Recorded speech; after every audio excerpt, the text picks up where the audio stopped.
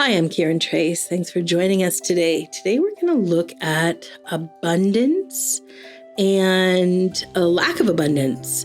It's coming into winter. The U.S. just had their election. A big part of how the election turned out was Americans fearing price increases. We've seen this movement globally. So the three of us thought we'd unpack the movement around money. Hi, I'm Kiran Trace. Welcome to Humans Decoded, a story of hobbits, fairies, elves, dwarfs, gnomes, and humans. If you get lost at any point, there is a deep dive on all the different avatars in episode 1. It includes notes. Thank you for joining us in a fun little chat about the vast potential of our human makeup.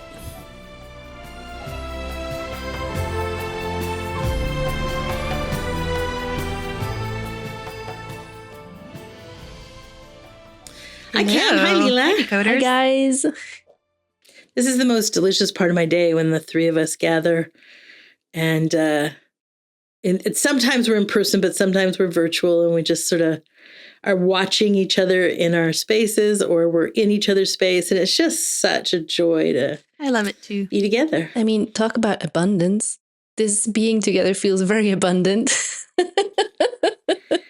Yes, absolutely. And I think it's abundant too. 3 genuinely very awake beings with an abundant amount of wisdom laughing away our karma. It feels very abundant. So I remember years and years having lived in a very unabundant field, very dominated by the pain body that was so convinced that, I am not worthy. And that's it. That is the piece. That's the key piece. It's like, if you have financial challenges, limitations, restrictions, struggles, it's because unworthy is in play. That's it. And that's a bold ass statement. I know I'm making a very bold statement. It doesn't change the fact that that's what's real. It's true about reality. Yeah. So it's not the external something that makes you poor or you don't have much success. It's this internal piece that is so convinced that, no, I don't deserve any of this. Yeah, but let's talk about how that happens, because it's very hard to see from the externals. The optics externally look very much like we have institutionalized wealth for the 1%, the privileged, the born into, and everyone else is in a have-not. And the optics are so strong, especially like around birth. Like I'm born in a poor country. I do not have these same abilities, or there's like enormous racism, there's enormous sexism, there's enormous isms, so the optics are very powerful to tell the story of abundance is limited to those that percent of privilege, and that privilege is part of abundance. And so it's really bold, I think, right at the top here to just be like, actually, once again, the world is a mirror. It is nothing but a mirror. And if you look in the mirror and your hair is crazy messy, and I'm not suggesting that's not terribly painful, it might be, you cannot go to the mirror and fix your hair. You have to come to your own head and fix your hair. And that's to say, internally is where you can make change. And that change will mirror externally. And there are no conditions to that, because by the very nature of the fact of who and what you are, the one field of all, that you are infinitely privileged. You're infinitely gifted. Like you have the same source. And this is a really bold statement to make, but it's irrelevant how the mirror reflects back to you. It is entirely relevant how you respond to the mirror. And that is so much easier to say than to live. Yeah. So let's go back to all those years that you, Leela, lived I think in the States. I think both Cam and I can like bring in some examples of what it feels like to be so convinced that, you know, it's not in here, the problem, it's out there. Certainly. I think I spent a good decade just running around my unworthy, don't belong pain body. And it feels a little bit like smearing it all over my workplace. So people would ask me if I could do something, and then I would hear the words coming out of my mouth, and I was basically convincing them that I was not up to the job, even though I was. But I just, like, it was such self-sabotage. It was almost like, just this unworthiness kind of amplifying itself. It was so grippy. And I was working, but it was a lot of effort and it was a lot more hours. And I would say it's a stark contrast to where I am now, where it's significantly less effort, less hours, and about a lot, like at least triple the income. From when Don't Belong was running the show a lot more strongly. And just putting out there, Cami represents a woman of color, sort of. She's a Guatemalan woman, represents a company, a country that would identify as that optic, right? Like not in there, regardless of the stories. Of the external story of injustice and not good enough and unworthy that we have. I think really what you're pointing to is such great. It's like you find yourself voicing and telling people you're not up for the job because there's such a fear of failure. You're like giving a preset setup so that when you fail, yes, you'll have told them. Gosh. Yeah, because I was just so certain if they found out like I was a fraud, I would be kicked out because I don't belong. So I better let them know and like prepare myself. Let them know in advance. Yeah. Give yourself this out. And I think a lot of times we're really blind to that self-sabotage. You know, it's only in hindsight that we're looking back and noticing that. Definitely. I mean, at the time I was convinced I'm doing everything right, you know, like I'm doing it right.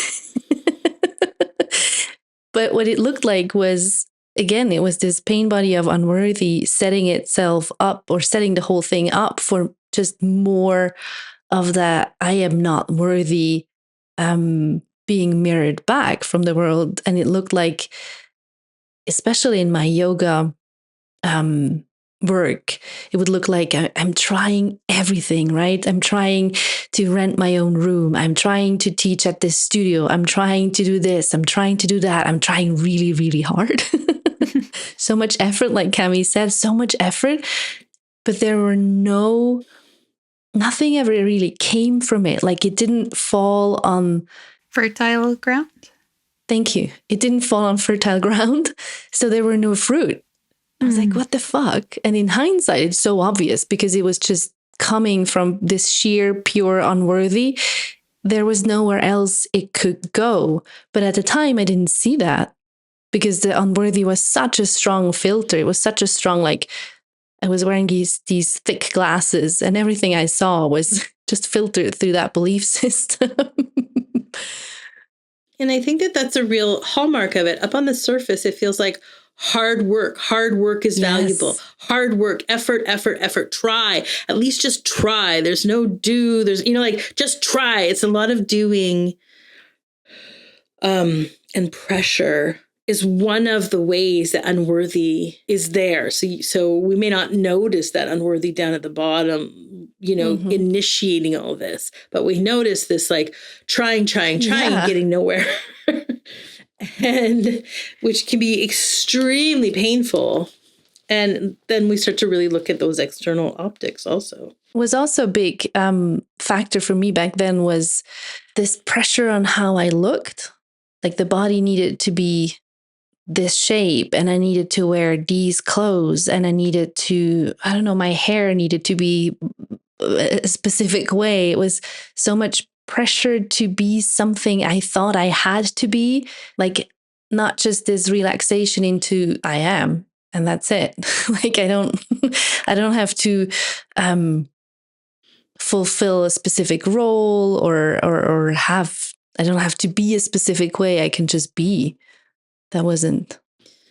But that's true. It's like that unworthy or that not belong or that fear of failure is got this like kind of blind, like unseeing that it's projecting this image of what it looks like. Like if it's a successful yoga teacher, then it has this Instagram profile that it looks like this and it wears these clothes or, you know, if it's a, like, you know, like if it's, you know, we have in our systems these preset images of what we're supposed to be implanted by the unworthy and the not belonging and the fear of failure.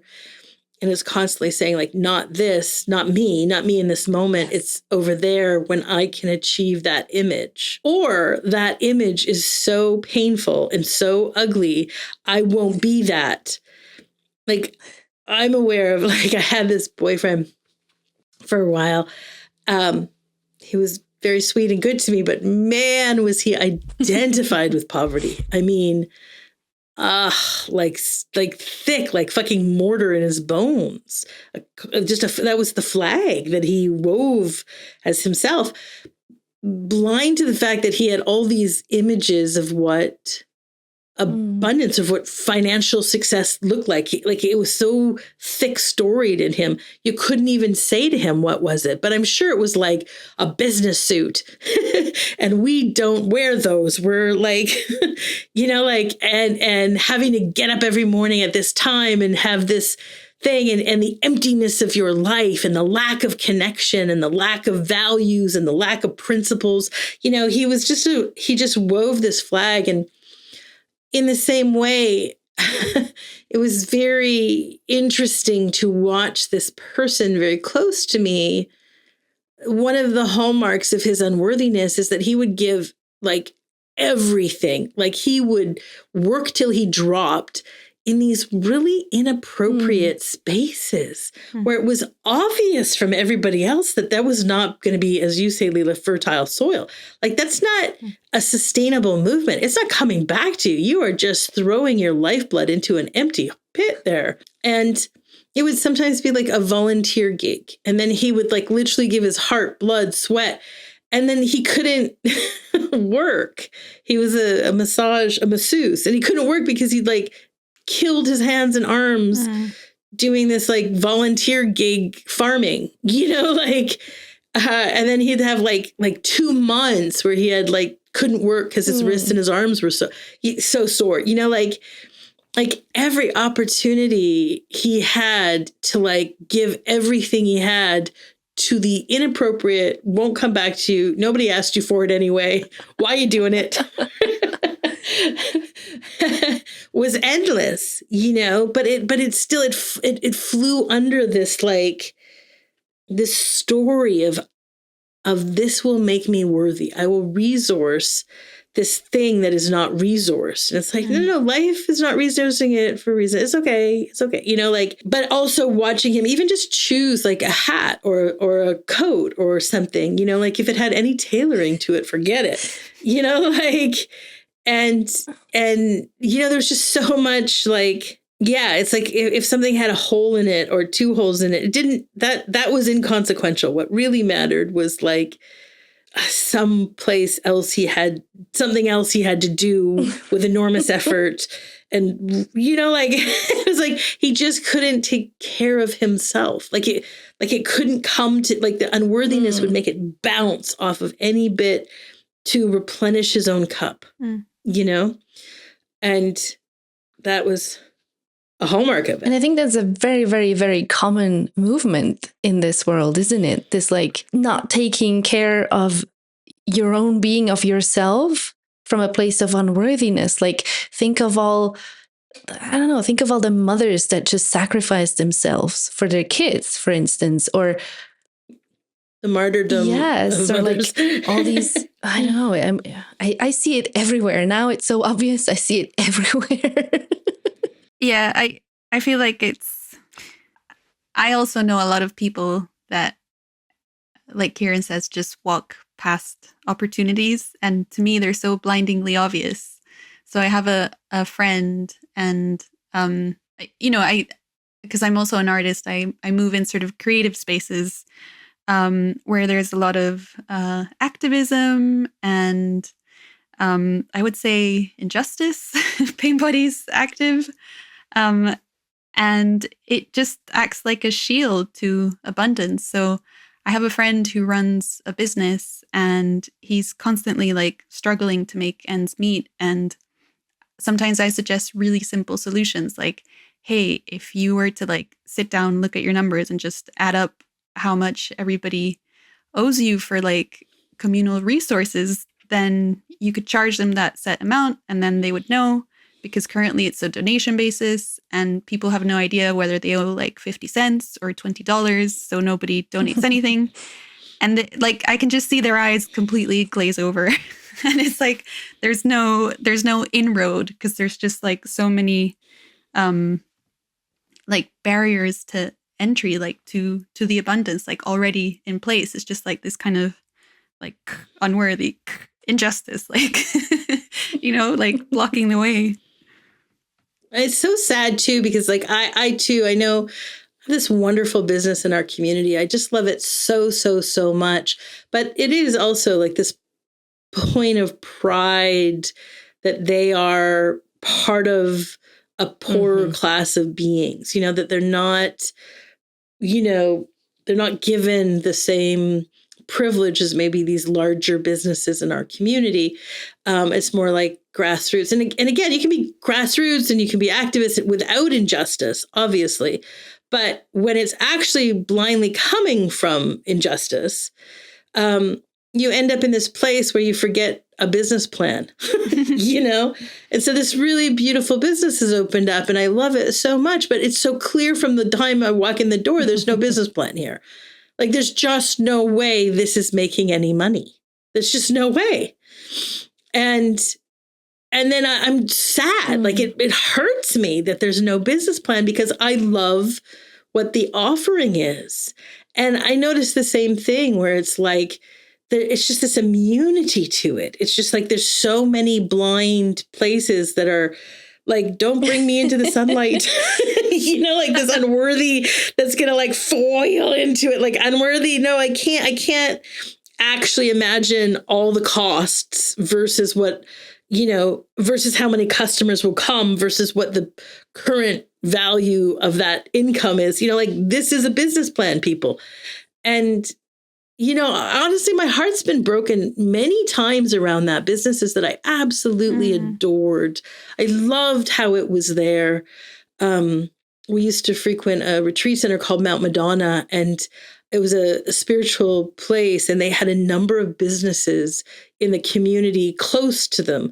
Beautiful bookstores, beautiful yoga studios, and they were tragically without a business plan. And so they were put together so beautifully, and it was so conscious, the offering, but they blanked out on the business plan piece. And as a result, these businesses collapsed and didn't make it very far. And it just, I was legitimately heartbroken when both the yoga studio closed and the bookstore. Like I tried to give them free business counseling. Like, let me go through your books. Let me go through your marketing plan. Please, for our community's sake, let some clarity come in and build a proper business plan. But it was the same thing. It was like, don't come into the light. No. We are a donation base. We are a spiritual base, like that it's like as if they were separate, as if a really solid business plan was separate from spiritual value. So it frustrates me so much, but I have compassion. Like I can see it's like, oh, it's just bouncing. It's just totally bouncing off. It can't come through. I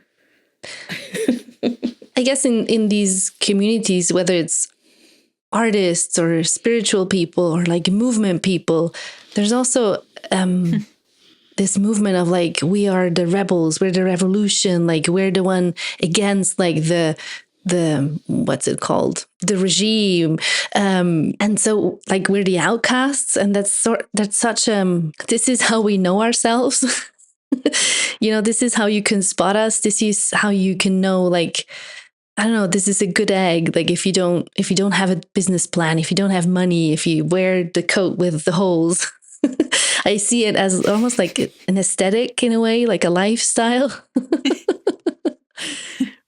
And it's so interesting because all those things can exist without the underpinning of unworthy and actually be landing on fertile soil and actually have a lot of sustainability to them. And we really see this with companies like Patagonia, an incredibly wealthy company built on an enormous business plan. And what did they do? Enormous change, enormous activism, enormous awareness work, right? Enormous grassroots, enormous supporting of sustainability, right? Like the hugely, and they use that kind of very smart, abundant mindset to kind of harness all that.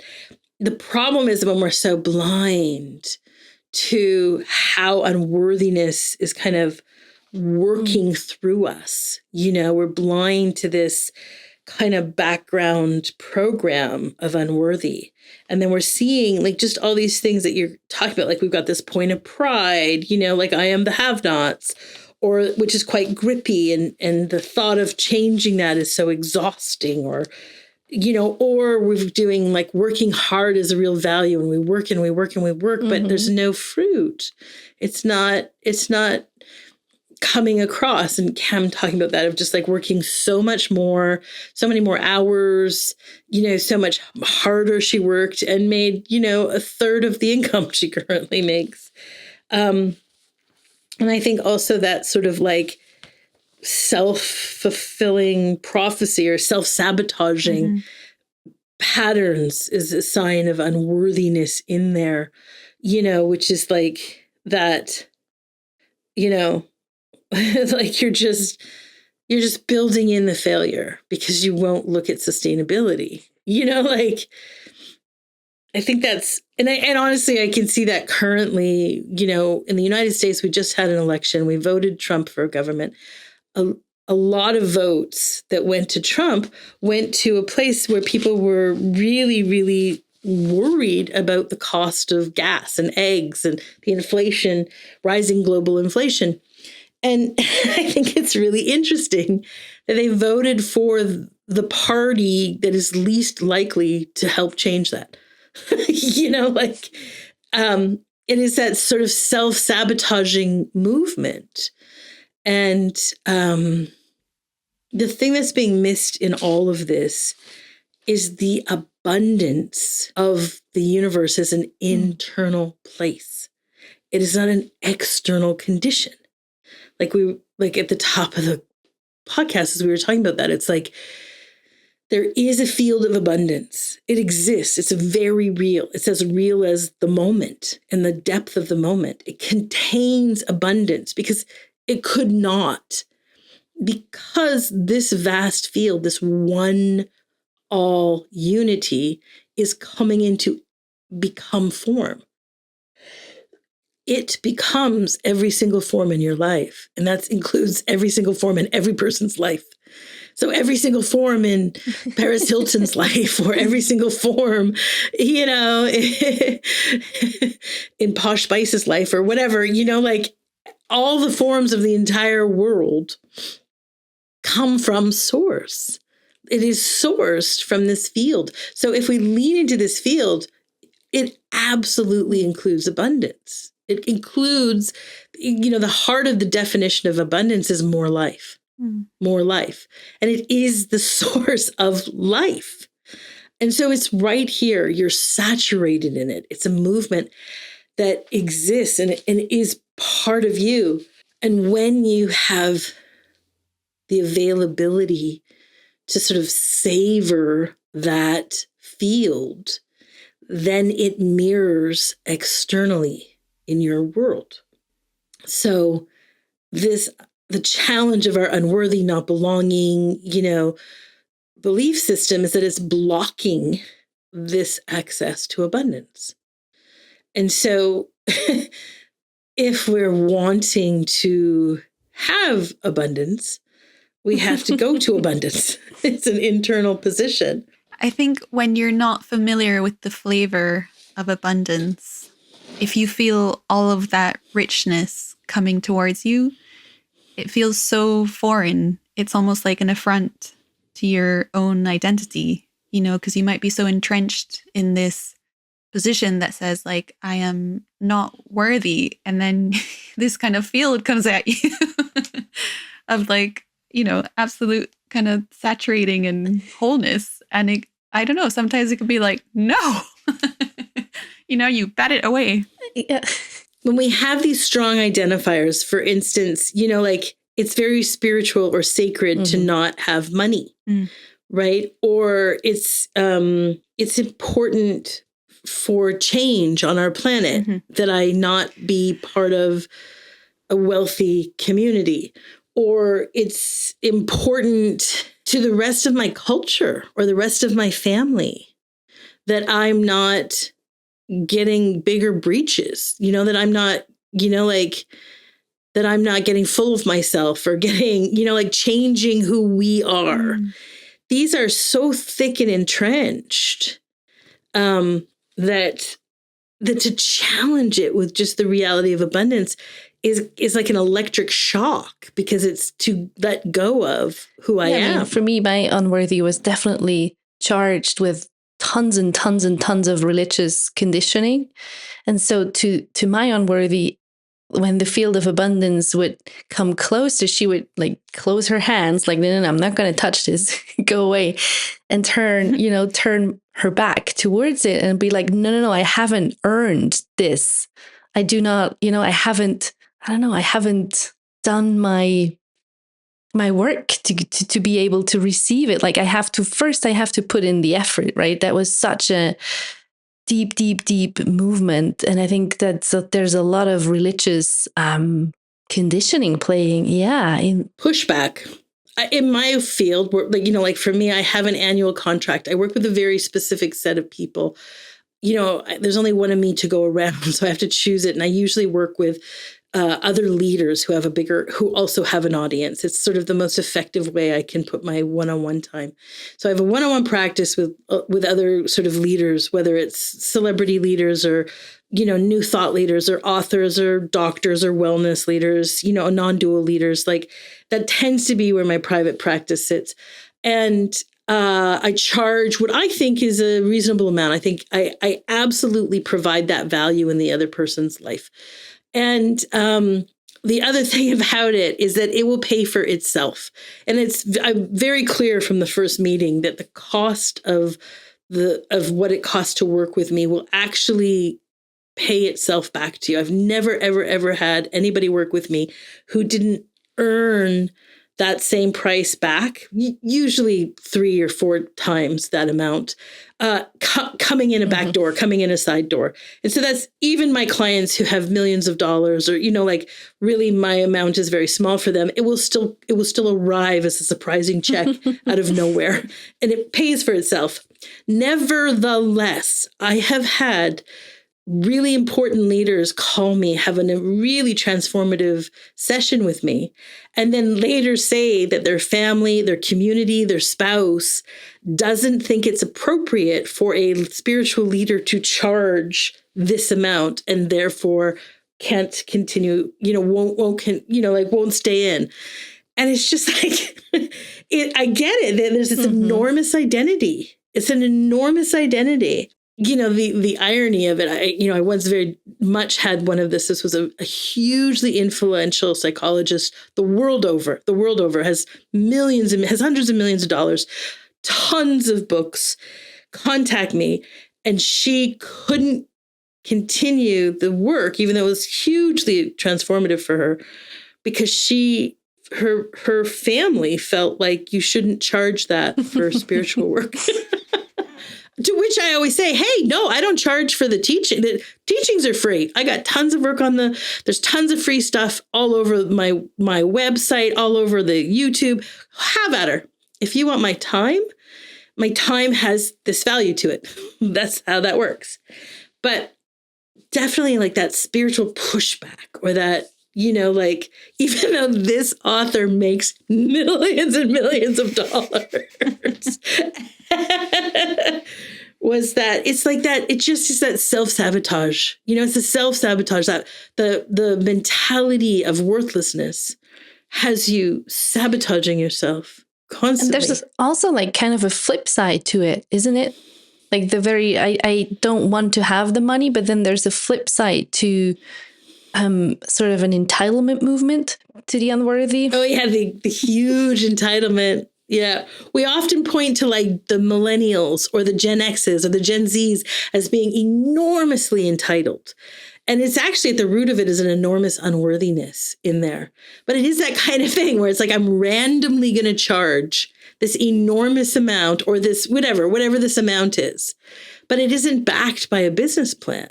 As far as I'm concerned, a basic business plan is, if you're going to charge $200 an hour for a service, the person paying for the service must receive $200 in value. Practically, real. Their life must now be at least $200 easier, or they can earn $200 more. Like, this is how it is. Like, the person receiving the service has to get that value out of it. That's what it is. But you will often. So it's like, okay, well, $200 an hour usually means like it's got quite a bit of training behind it, for 4 to 6 years of training. Well, I've done yoga teacher training for 30 hours. That's not it. Like, also we're looking at probably at that rate, it's about 200 field hours, like what's the result that you're going to offer? What is the 100% result that's going to be clearly delivered? Like, again, these are the business plans. And so you're right. It can flip the other way and represent this really ridiculous number, only ridiculous because it's floating with no plan behind it, no set form of value. And that is a sign of worthlessness, like, because we don't have to fear practicality. We don't have to fear reality. It's enormously supporting of us. And you guys, we sometimes do this in retreat, because sometimes it's so foreign, that feeling of abundance, that I'll take the whole evening to just wash everyone through guided meditations in the field of it, right? So it's directly, tangibly felt for everyone, this wash of the abundance inside of them, so they can actually tap the true energy that's there and really soak in it, to witness how there's nothing to fear here. There only is abundance. I have these wonderful memories of one time where you invited us to like take our little takeaway containers, and the retreat center would like lay out all these snacks and desserts and like beautiful buffets. And then Kiran was like, take 4 cookies and 2 cakes and 3 coffees. You don't have to eat them, but just have them with you. And I remember like that really visceral feeling of like, I don't know, like relief, like, oh, I'm allowed. I'm allowed to just like have this. And it's, I don't know, it warms me up now. Like it really stayed with me, this feeling that like, there's enough, there's really enough. You're not taking from anybody. Like the field is rich, like it's richness itself. It's built of everything. Like nobody's going to miss out. Yes. For your abundant world and your fulfillment doesn't mean someone else has less. It doesn't mean someone else has been harmed. It doesn't mean that. Because because the nature of the world itself, the nature of the infinite source of all the world, is this infinite goodness, this infinite form.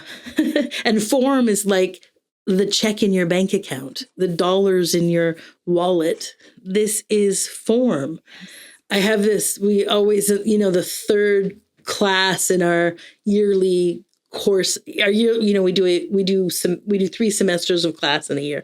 And the final class, we create these beautiful lists from our being of fulfilled, abundant desires, And, we take a lot of the class to really find that's coming from this field, not coming from this separate me story of what that is, but the field itself.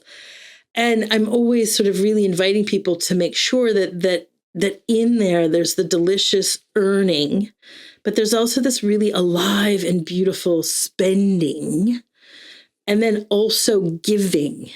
That these are three doorways of abundance that create a flow, and we don't you can't close them. If it's just earning but not spending, there's no abundant flow. That's not reality. It's being controlled. If it's just saving, it's not flow. If there's no giving, like, it's so freaking delicious to give. It's so amazing to be generous to your loved ones or generous to the people that matter to you, and the causes or the change that matters to you. It's so delicious to give. And that's an important part of the flow. And again, we don't have to fear these things, and it is the unworthy and the not belonging that fears it. It reminds me of, there was a moment sometime along the way where I could see that money or abundance, I think it was specifically money, is like breathing. Like there's an inhale, there might be a little bit of pause, but then there's an exhale, there might be a little bit of a pause, and then there's the inhale again. And at no point is there a fear of like, am I going to breathe out again or am I going to breathe in again? Like it just happens. It's just this very organic movement, flow. It comes and it goes. And there's no need to hold anything. It's interesting. In this particular belief system, it hasn't really impacted my life, this life. Now, other belief systems, like next week, we'll talk about not safe. And man, I'm the first one with my hands up, completely crippled so much of my life by that belief system. Ironically, I happen to be one of the very, very few beings that just didn't really get it, didn't get that belief system this lifetime. So I've always been very fluent with money. And I remember my mother saying really, really early on, like when I was very, very young, that I was a non-bribable child. Like you couldn't buy my affection with treats or with money or with allowance. That it wasn't like she couldn't bribe me because I was not motivated. And it's just what you're saying, Leela. It's because I didn't have the belief in the way. I didn't have it. So things were just a breath in or a breath out. There was never a story that I would not have enough. It just, for whatever reason, it passed me by. But I got my fair share of other belief systems, more than enough on the other side.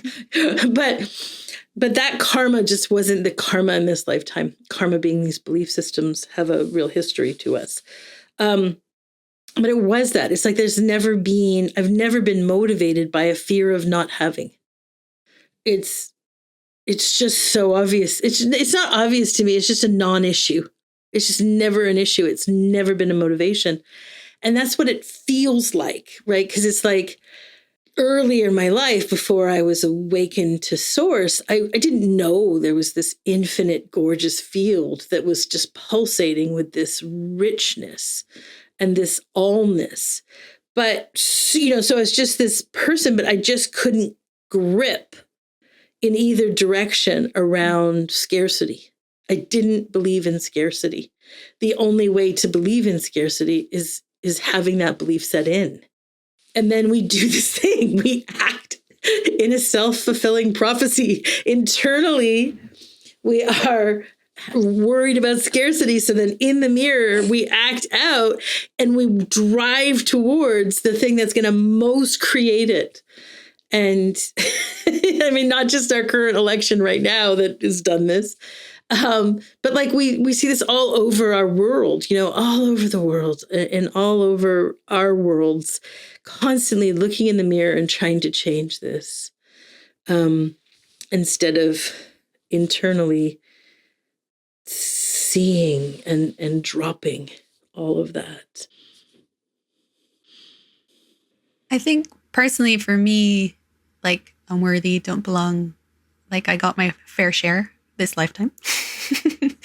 And one of the most liberating things about this journey has been seeing how abundance comes in when you release a lot of those belief systems. And it's been surprising in the way that it's done it. So like a pivotal moment for me was when I realized like how much spirituality was attached to scarcity. And just being able to like see those two links and how they've been running in my system, and then releasing them. I mean, it's life altering, because not only do you get to live more freely, but like you get to buy as many coffees as you want while you're doing it. Beautiful. Thank you, Cam. When you listen back, you'll find the edit. Beautiful. Thanks, Cam, for the little summary. Kiran, I hear you have some catch up for us this week. Yeah, I mean, I guess speaking of abundance, I noticed myself getting into this little habit recently around dinner time. And it's like, it just started to get heavy. It's like dinner. And lots of times I'm pretty exhausted and I just don't have the energy. And so I start like looking at dinner as in like, what's the simplest thing that still gives us a really delicious, yummy meal? And I started thinking it has to be from me because everyone else has contributed so much and I haven't, which is a silly little, it's totally inaccurate, but it tries to swim in there. And then I find myself doing something like, well, you know, we have chicken. Why don't I just like, we just do potatoes, mashed potatoes, because that's super easy. I can just, you know, I'm an elf. I can just do them quickly in the microwave. And I can make gravy in the chicken pan when I put it in. Okay, so that'll be like really easy, one pan, without actually listening to my being on what is delicious. Somehow I've gotten into this pattern of just finding like the most efficient way because I have no energy left.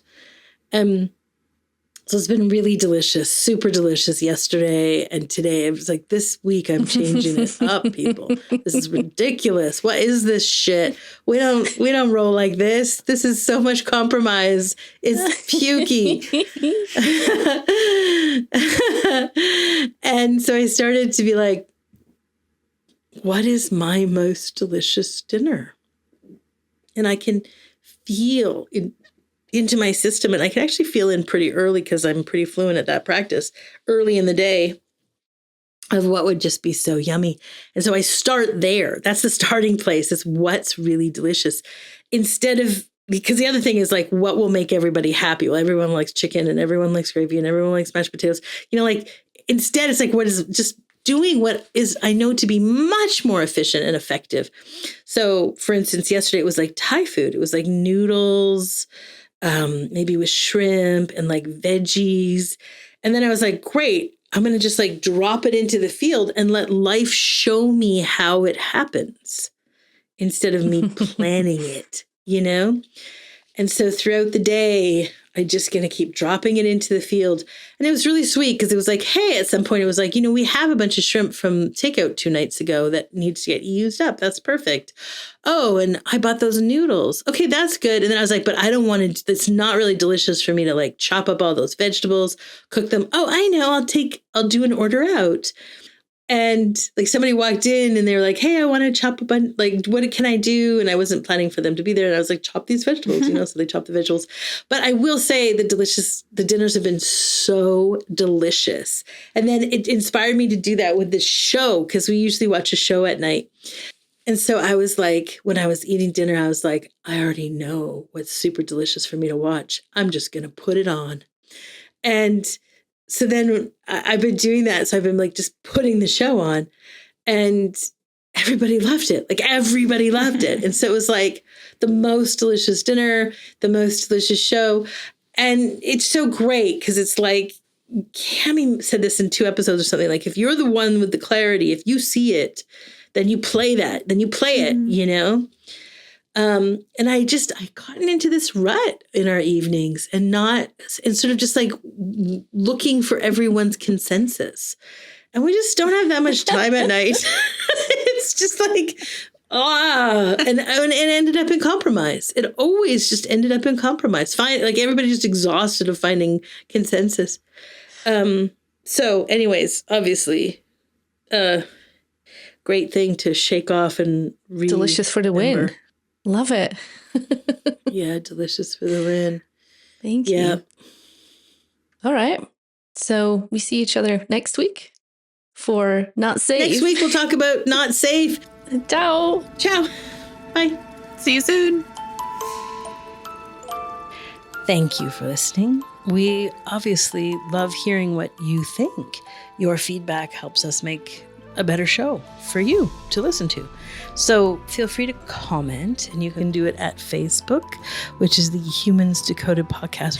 And if you're not on social, you can always email any questions to us at outreach@kirantrace.com. And thanks for listening. We love you.